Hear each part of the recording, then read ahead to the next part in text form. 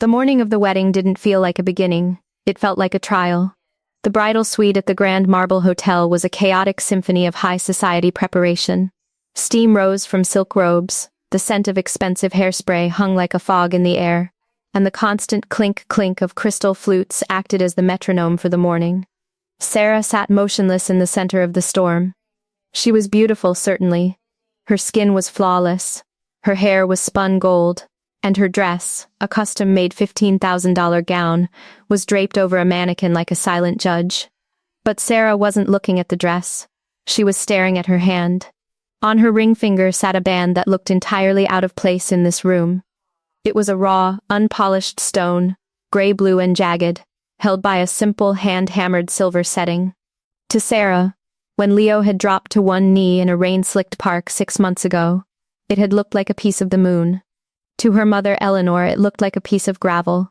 Still wearing that. Curiosity, I see, Eleanor said, walking into the room. She didn't look at her daughter's face. She looked at her finger. Eleanor was a woman who navigated life by the North Star of net worth. To her, everything was an investment, including her daughter's marriage. "It's my engagement ring, Mom," Sarah said, her voice small. "It's a placeholder, darling. A sorry I can't afford the lifestyle you were born into trinket. Honestly, Sarah, I've seen better stones in the landscaping at the country club." Eleanor sat down, the silk of her designer suit whispering against the chair. "I had the lawyers finish the final draft of the prenuptial agreement. It's on the vanity. I need you to sign it before the photographer arrives." Sarah looked at the thick stack of papers. "Leo said he doesn't want anything from us. He doesn't care about the family money. Of course he says that." Eleanor laughed, a sharp, cold sound. "That is the anthem of the starving artist. They don't care about money until they realize they can spend yours.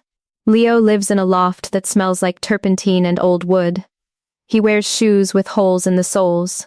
He is a professional dreamer, Sarah. And dreams don't pay the property taxes on the estate I intend to leave you. He works hard, Mom. He's talented. One of his paintings sold last week. For how much?" Eleanor interrupted, leaning forward. $1,000? 5,000? "Sarah, your father spends $5,000 on wine for a single dinner party. You are about to tie your life to a man who thinks a big win is being able to afford organic kale. Think about the children. Do you want them growing up in a world where they have to ask how much something costs?" The door swung open, and the power duo burst in, Tiffany and Chloe, Sarah's bridesmaids and childhood friends. They were already 3 mimosas deep and radiating a toxic brand of support. "Oh my God, the bride is glowing." Tiffany screamed, though her eyes immediately darted to the vanity to see what jewelry was laid out. "Wait, you're still wearing the rock?" "Sarah, we talked about this. For the photos, we can just slip on your grandmother's sapphire. No one has to know." "Leo would know," Sarah said. "Leo wouldn't know the difference between a sapphire and a blue Jolly Rancher," Chloe snickered, adjusting her dress in the mirror. "He's so sweet, really he is. Like a puppy. But you don't marry the puppy, Sarah. You marry the man who owns the kennel. Did you hear what happened at the rehearsal dinner last night?" Sarah felt a pit in her stomach. "What?" "My boyfriend Marcus, you know, the VP of acquisitions at Sterling & Co., tried to talk shop with Leo. He asked Leo what his 5-year exit strategy was for his art business. And do you know what your fiancé said?" Chloe paused for dramatic effect. "He said, 'I just want to capture the way the light hits the ocean.'" Marcus almost choked on his shrimp cocktail. "The man has zero ambition, Sarah. He's an anchor. And he's going to pull you right to the bottom of the sea with him." Sarah looked from her mother to her friends. These were the people who knew her best. These were the people who lived the life she was accustomed to. They weren't being mean, she told herself. They were being protective. She looked at the prenuptial agreement. It was 60 pages of what's mine is mine. It was a document built on the assumption that Leo was a predator. "Is he really that bad?" Sarah asked, her voice trembling.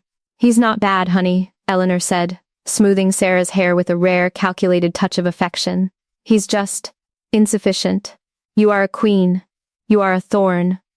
And queens do not marry peasants unless they want to lose their kingdom. Sign the papers. Protect what is yours." If he loves you as much as he says, he won't even mind that you've legally ensured he can never touch a penny of your inheritance. Sarah picked up the pen. The weight of it felt like lead. She thought of Leo's smile, the way he looked at her like she was the only person in a crowded room. But then she thought of the poor Sarah whispers she would hear for the rest of her life at every gala and every brunch. She signed the first page. Then the second. "There's my girl," Eleanor whispered. But as Sarah signed the final page, the raw diamond on her finger caught the light. For a split second, it didn't look gray. It flashed a deep, brilliant violet blue, a color so intense it looked like a flame. Sarah blinked and the flash was gone. It was just a dull, jagged rock again, a nothing stone for a nothing man. At least, that's what she told herself. Phase 2. The groom's perspective and the hidden clues. While the bridal suite was a storm of hairspray and high-stakes legalities, the groom's room at the far end of the hallway was a pocket of unnatural silence. Leo sat on the edge of a mahogany chair, his hands clasped between his knees. He wasn't wearing a designer tuxedo. In fact, his suit was a simple charcoal gray wool, well-tailored, but without the flashy silk lapels or the gold buttons that Sarah's social circle considered standard. Beside him on the table sat a small, battered wooden box.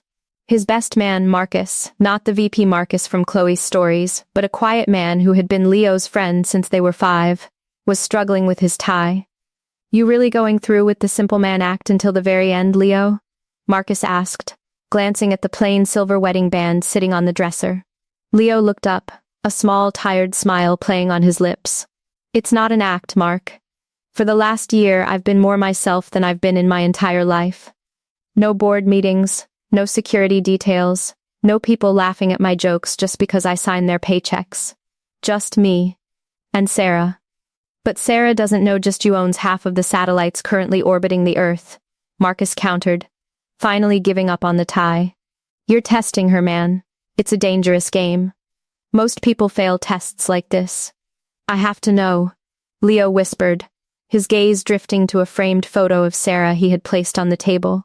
"My father spent his whole life surrounded by people who loved his wallet. He died lonely because he never knew who was real and who was a parasite. I won't do that. Sarah stayed with me when we had to walk 4 miles because my old car broke down. She ate 99-cent pizza with me on the floor of the studio. She's the one, Mark. Today, the test ends. I'm going to tell her tonight, after the vows. I'm going to give her the life she deserves, but I needed to know she was willing to live the life I had." Suddenly Leo's phone buzzed. It wasn't the cheap flip phone he usually carried around Sarah. He reached into his jacket and pulled out a sleek, encrypted device that hadn't been released to the public yet. "Yes, Mr. Thorne?" A voice crackled on the other end. "Is the foundation ready?" Leo asked, his voice dropping an octave, shifting into the tone of a man used to commanding thousands. "Everything is in place, sir. The $50 million endowment for the arts education program is ready for your signature. We've titled it the Sarah Thorne Initiative, as requested. As soon as the marriage certificate is filed, the funds will be released." "Good," Leo said. "And the house in Tuscany?" "The deed is in the safe. The keys are in the glove box of the car waiting at the airfield." "Thank you, Benson. I'll see you at the reception. And remember, you're a distant cousin from the Midwest today. Don't let the secret out until I give the toast." Leo hung up and took a deep breath. He felt a pang of guilt, but it was overshadowed by a sense of profound excitement. He truly believed Sarah was the exception to the rule of greed. He believed she saw the meaning in the small moments they shared. He picked up the silver band. It looked plain, but inside, engraved in a font so small it required a microscope to read, were the coordinates of the first place they met. "She's going to be so surprised," Leo murmured. But as he stood up to check his reflection, the door to his room was kicked open. It wasn't Sarah, it was Tiffany and Chloe. They didn't knock. They didn't ask. They simply sashayed in, smelling of expensive gin and arrogance. "Oh look," Chloe said, surveying the room with a sneer. "It's the artist in his natural habitat. Or at least, the closest thing the hotel has to a closet." Leo stood his ground, his expression going neutral. "Can I help you, ladies? I believe the ceremony starts in 20 minutes. We're just here on a fact-finding mission," Tiffany said, walking over to the dresser and picking up the silver band. "Is this it? The ring?" "Leo, honey," I've seen better hardware on a shower curtain. Is this really all you think our Sarah is worth? Leo reached out and firmly took the ring back from her. The value of a ring isn't in the metal, Tiffany. It's in the promise. Sarah knows that. Does she? Chloe asked, leaning against the doorframe. Because she looked pretty interested in that prenuptial agreement her mother just handed her. You know, the one that makes sure you can't even touch her cat if you guys get divorced? Leo felt a slight chill. A prenup? Sarah wouldn't sign that. We talked about trust. Trust is for people who have something to lose, Tiffany laughed. You have nothing. She has everything. And honestly, Leo, we're all wondering how long this little bohemian fantasy of yours is going to last. Sarah likes nice things. She likes the Hamptons. She likes people who know which fork to use for salad. You're a weekend project that she's finally realizing is a lot of work for very little reward. You don't speak for her, Leo said, his voice cold. Maybe not, Chloe said, checking her nails. But her silence does. She's in that room right now, crying because she's embarrassed to walk down the aisle toward a man who looks like he's about to ask for spare change. Do her a favor, Leo. If you really love her, let her go. Let her marry someone who actually belongs in her world. They swept out of the room, leaving a cloud of perfume and poison behind them. Leo sat back down. His heart was thumping. He looked at the encrypted phone. He looked at the silver band. She wouldn't sign it, he told himself. She knows who I am. But for the first time in a year, the simple man felt a flicker of fear. Wow, 2 different worlds, right?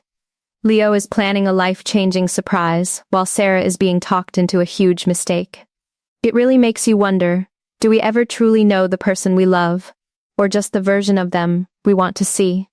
Before we see what happens at the altar, I have a question for you. If you found out your partner was keeping a massive secret from you, even a good one, like being a billionaire, would you be happy? Or would you feel betrayed that they didn't trust you with the truth? Let me know in the comments right now. I'm reading every single one. Now, stay tuned, because things are about to get very real. The chapel was a masterpiece of floral architecture. Thousands of white roses draped from the ceiling, creating an indoor garden that cost more than most people's annual salary. The guests were a sea of silk, linen and jewelry that sparkled like a galaxy under the chandeliers. Leo stood at the altar. His back was straight, his eyes fixed on the heavy oak doors at the back of the room. Every second felt like an hour. The string quartet began the opening notes of the processional. The doors opened. But it wasn't the bride. It was Eleanor, Sarah's mother. She walked down the aisle alone, her face a mask of practiced tragedy. Behind her, Tiffany and Chloe followed, whispering to one another with looks of feigned sympathy. The music faltered and died. A murmur rippled through the pews like a wave. Eleanor reached the altar. She didn't look at Leo with kindness. She looked at him with the cold triumph of a woman who had just won a war. She didn't say a word. She simply handed him a phone. The screen was lit up with a text message. Leo's eyes scanned the words. Leo, I can't do this. My friends are right. We live in 2 different worlds. I deserve a life of security, not a life of art and excuses. Don't follow me. Please just go back to your studio. The silence in the chapel was deafening. Leo felt the world tilt. He looked at the text again. Security. Art. Excuses. He looked up at Eleanor. Where is she? She's gone. Leo, Eleanor said, her voice loud enough for the first 3 rows to hear. She's gone to be with people who understand her value. I think it's best if you take your sketchbook and leave quietly. We wouldn't want to make a scene, would we? Leo didn't make a scene. He didn't yell. He didn't plead. He felt a strange, cold clarity wash over him. The simple man experiment was over. And the results were devastating. He reached into his pocket and pulled out the raw, unpolished engagement ring Sarah had left on the vanity. He looked at it for a long moment. Then, he looked at Tiffany and Chloe, who were smirking in the bridesmaids' line. You're right, Eleanor, Leo said, his voice echoing in the hallowed space. It was no longer the voice of a struggling artist. It was a voice of iron. We do live in 2 different worlds. In my world, we value the soul. In yours, you only value the shine. It's a shame, really. He turned to Marcus. Call the pilot. Tell him the flight to Tuscany is cancelled. And tell Benson to liquidate the Thorne initiative. Apparently there's no one here worth the investment. Leo walked down the aisle. He didn't look back. He didn't see the confusion on the guests' faces when he mentioned the name Thorne. He just walked out of the church and into the bright, unforgiving sunlight. Phase 4. The aftermath and the bitter sting of victory. 3 hours after the wedding that wasn't, the atmosphere in the penthouse suite of the Grand Marble Hotel was festive, for everyone except the bride. The celebration was in full swing. Tiffany and Chloe had ordered 3 bottles of the most expensive vintage on the menu, their laughter bouncing off the floor-to-ceiling windows that overlooked the city. Eleanor was on her phone, already calling suitable bachelors to let them know Sarah was back on the market. To Sarah, Tiffany toasted, raising her glass. To a narrow escape from a life of canvas and crumbs. Honestly, sweetie, you look 10 pounds lighter without that silver ring dragging you down. Sarah sat on the white leather sofa, still in her wedding dress. She had unlaced the corset just enough to breathe, but her chest still felt tight. She looked at her bare ring finger. The skin there was pale, a ghostly circle where Leo's raw diamond had sat for 6 months. I feel sick, Sarah whispered. That's just the adrenaline leaving your system, Eleanor said, not looking up from her contact list. You did the right thing, Sarah. You protected the family name. You protected your future.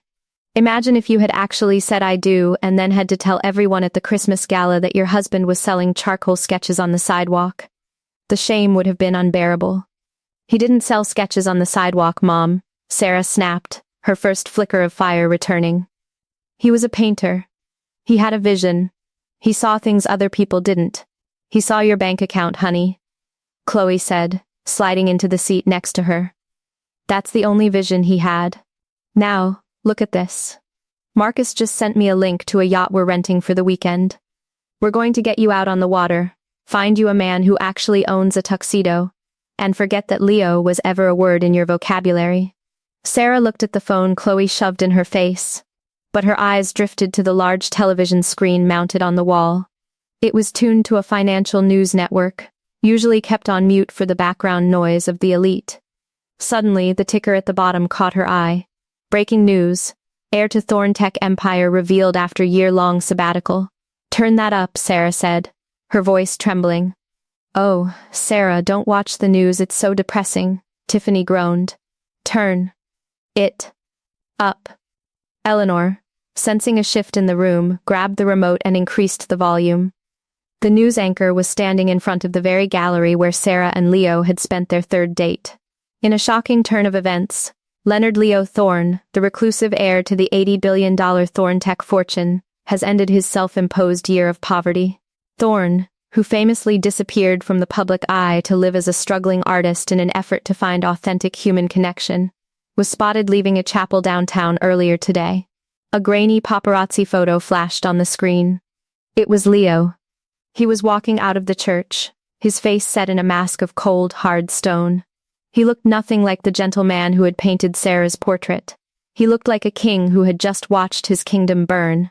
Sources close to Thorne say he was intending to announce a $50 million charitable foundation today, in honor of his wedding. But the ceremony was reportedly called off. Thorne is now expected to take the helm at Thorne Tech as CEO, effective immediately. The room went deathly silent. The only sound was the hum of the air conditioning and the distant honking of cars 30 floors below. Tiffany's glass slipped from her hand, shattering on the marble floor. The vintage wine pooled like blood. Leo, is a Thorne? Chloe stood up, her face pale. Wait. If he's a Thorne, then that raw ring he gave you.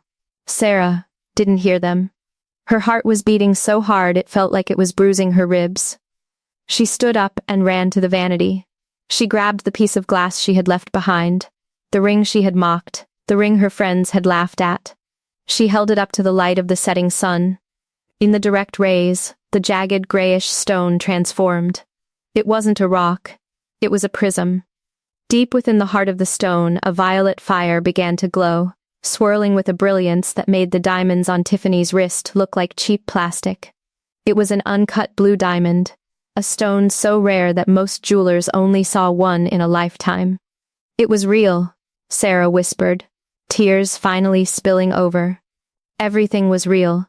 The love, the ring, the life he wanted to give me. Sarah, Eleanor said, her voice suddenly frantic and high-pitched. Sarah, darling, we have to go to him. If he's a thorn, this changes everything. We can tell him the text was a mistake, that your phone was hacked. We can fix this. Sarah looked at her mother. For the first time, she didn't see a protector. She saw a scavenger. She looked at Tiffany and Chloe, who were already checking their hair in the mirror, preparing to go and apologize to the billionaire they had called a puppy an hour ago. The text wasn't a mistake, Sarah said, her voice hollow. I sent it. I chose you guys. I chose the money I already had over the man I claimed to love. But he has more money now. Tiffany cried out, as if that were the only logic that mattered. Sarah looked at the ring one last time, then she tightened her grip on it until the jagged edges cut into her palm. He doesn't have more money, Tiffany, he has more meaning. And I just proved to him that I have none. Without another word, Sarah grabbed her coat over her wedding dress and ran out of the suite. She didn't wait for the elevator, she ran for the stairs, the lace of her $15,000 dress tearing against the concrete as she sprinted toward the only thing that mattered, a chance to say she was sorry, even if it was too late. The rain began to fall as Sarah reached the Thorn Gallery, a sleek, obsidian glass building that stood like a monument to power in the heart of the city. She was a sight of total disarray. Her golden hair was matted by the rain, and the hem of her white wedding gown was stained a muddy gray. She looked like a ghost haunting her own life. At the entrance, two men in black suits standing like stone pillars stepped forward to block her path. I need to see Leo, she gasped, her breath hitching in her chest. Mr. Thorne is not seeing anyone tonight, ma'am, one of the guards said, his voice as cold as the rain. He didn't even blink at the sight of her wedding dress. In this world, drama was a daily occurrence. They were trained to be immune to it. I'm Sarah. I was supposed to be his wife. The guard's eyes flickered with a brief flash of recognition, but it wasn't sympathy. It was pity. Mr. Thorne gave specific instructions regarding you, miss. He said that if a woman in a white dress arrived, we were to remind her that the museum is closed to those who only appreciate the frame.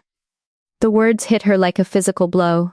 She stood there, trembling as the rain soaked through the layers of her silk bodice. But she didn't turn away. Tell him I'm not here for the frame. Tell him I'm here because I broke the masterpiece. The guards exchanged a look. One of them spoke into a hidden earpiece. A few seconds of agonizing silence passed before the heavy glass doors hissed open. He will give you 5 minutes. Inside the gallery was a cathedral of silence. The walls were lined with breathtaking art, but Sarah's eyes were fixed on the far end of the hall. There, under a single spotlight, stood Leo. He was standing before a large canvas, his back to her.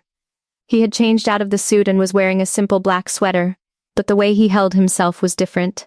The struggling artist had vanished, replaced by the weight of a dynasty. You came, he said. He didn't turn around.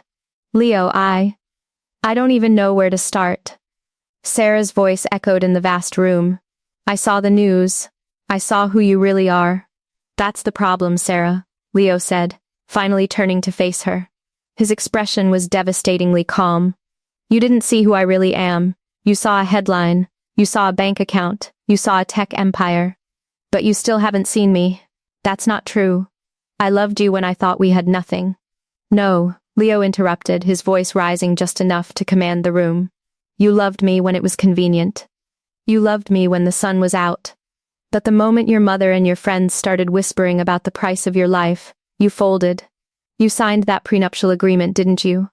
Sarah looked at the floor, the shame burning hotter than the cold rain. How did you know? Marcus, my best man, saw the papers on the vanity when he went to check if you were ready. He called me 5 minutes before the ceremony. I didn't want to believe him. I told him he was wrong. I told him you were the one person in this zip code who couldn't be bought. He stepped closer to her, his shadow stretching across the marble floor. I lived in that studio for a year, Sarah. I had holes in my shoes, not because I had to, but because I wanted to see if someone would walk beside me even if I couldn't provide a limousine. I wanted to know that if I lost everything tomorrow, the woman in the bed next to me would still be there. I would have been. She cried, reaching out for his hand. He stepped back, avoiding her touch. You sent a text, Sarah. You told me you deserved security. You told me I was an excuse. You didn't even have the courage to look me in the eye and tell me I wasn't rich enough for you. I was scared, Leo. They were all in my head. My mom, Tiffany. They made me feel like I was throwing my life away. And instead, you threw us away, Leo said. He walked over to a small pedestal and picked up the raw diamond ring she had left behind. Do you know what this is? A blue diamond, she whispered. It's a heart, Leo corrected. This stone was mined 100 years ago. It spent a century in the dark under unimaginable pressure to become what it is. It isn't polished because I wanted us to polish it together. Our life was supposed to be the friction that made it shine. But you wanted the shine without the work. You wanted the finish line without the race. He held the stone up between them. I was going to give you the world, Sarah. Not just the money. Anyone can give you money. I was going to give you a life where you were truly known. Where you didn't have to perform for your mother or compete with your friends. I still want that, Leo. Please. We can start over. I'll leave them. I'll never speak to them again. Leo looked at her, and for a second she saw a flicker of the man she had loved. But then, his gaze hardened. You can't start over with a truth you already tried to kill. You didn't come here because you missed my laugh, or because you missed the way I make coffee. You came here because you realized the artist you dumped owns the world you're so desperate to stay in. He walked to the canvas he had been looking at and pulled the silk sheet off. It was a portrait of Sarah. But it wasn't finished. Her face was beautiful, but her eyes were empty. Just 2 blank spaces of white paint. I couldn't finish it, Leo said softly. Because I realized I was painting a woman who didn't exist. The finality in his voice was like a door slamming shut. Sarah realized there were no more words. No more excuses that could bridge the gap between who she was and who Leo needed her to be. So, that's it? She asked, her voice trembling. It's over? The moment has passed, Sarah, Leo said. And the meaning? Well, the meaning is for you to keep. I hope the security you chose is worth the love you gave up. Leo signaled to the guards. As they stepped forward to escort her out, Leo turned back to his unfinished painting. He picked up a brush, dipped it in black paint, and with a single steady stroke, he painted a line across the canvas. Sarah walked out of the gallery and back into the rain. She stood on the sidewalk, watching the lights of the city blur through her tears. A limousine pulled up to the curb, and Tiffany and Chloe jumped out, holding an umbrella. Sarah, did you talk to him? Tiffany asked, her eyes wide with greed. Is he coming back? Did he forgive us? He didn't forgive anyone, Sarah said, her voice sounding older, colder. Well, did you get the ring back? Chloe asked, looking at Sarah's empty hands. That diamond is worth millions. Sarah looked at her friends, the people she had sacrificed her happiness for. She saw the shallowness in their eyes, the hunger for status that had poisoned her own heart. The ring was never just a diamond, Sarah said. She reached into her pocket and pulled out the prenuptial agreement she had tucked away earlier. She watched the rain soak the paper until the ink of her signature began to bleed and fade. And I'm not a thorn. I'm just alone. She walked past them, ignoring their calls, and began to walk home. She didn't call a car. She didn't call her mother. She just walked in her ruined dress, feeling every drop of rain, finally understanding the true cost of everything she had. This story teaches that true wealth isn't found in what you can buy, but in what you refuse to sell. When you look for a partner based on their price tag, you miss the value of their soul. This story is a reminder that we often lose what matters most by chasing what matters least. Have you ever realized the value of something only after it was gone? Tell me your story in the comments below. Let's learn from each other. If you believe that character is more important than a bank account, hit the like button and share this video with someone who needs a wake-up call. And if you're new here, welcome to the family. Hit subscribe and join us for more stories that reveal the hidden truths of the heart. This is Moments and Meanings by Anne. Until next time, remember, every moment has a meaning, but not every truth is easy to face.